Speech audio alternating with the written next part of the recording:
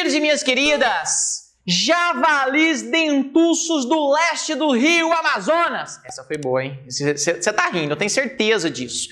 Vem comigo, galera, ó. Eu gostaria, correto, de demonstrar um exercício um pouco mais complexo sobre a investigação de raios atômicos.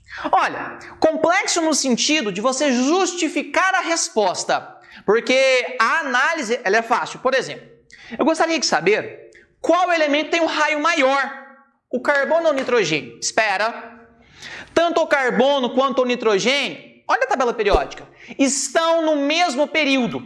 Eu disse o seguinte: para elementos de um mesmo período, quanto menor o número atômico, maior é o raio. Então eu já sei, ó, que o raio do carbono ele já é maior do que o raio do nitrogênio. Só que eu quero que você pense comigo por que disso. Vem, a resposta está na distribuição eletrônica. Quando eu faço a distribuição dos elétrons do carbono, ou seja, dos seus 6 elétrons, eu tenho 1s2, 2s2, 2p2. Morre no subnível 2p2. Eu vou até a segunda camada. O nitrogênio com seus 7 elétrons também tem a distribuição até a segunda camada. Espera, eu disse que existe um jogo de força atrativa entre o núcleo e os elétrons.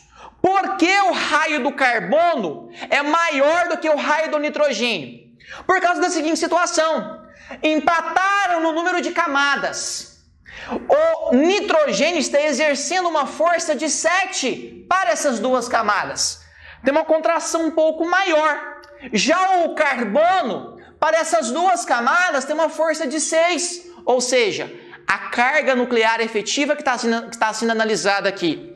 Como a força aqui ó, é um pouco menor, tem um certo relaxamento em relação ao nitrogênio. Para finalizar o raciocínio, o carbono tem um raio atômico maior do que o nitrogênio, porque o número atômico dele é menor.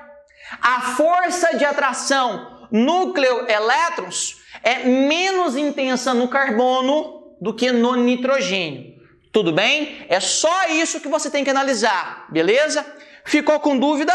Volte à gravação e vá passo a passo, revendo, escutando o que eu acabei de te falar. Valeu? Obrigado pela sua atenção e até o próximo tópico. Valeu!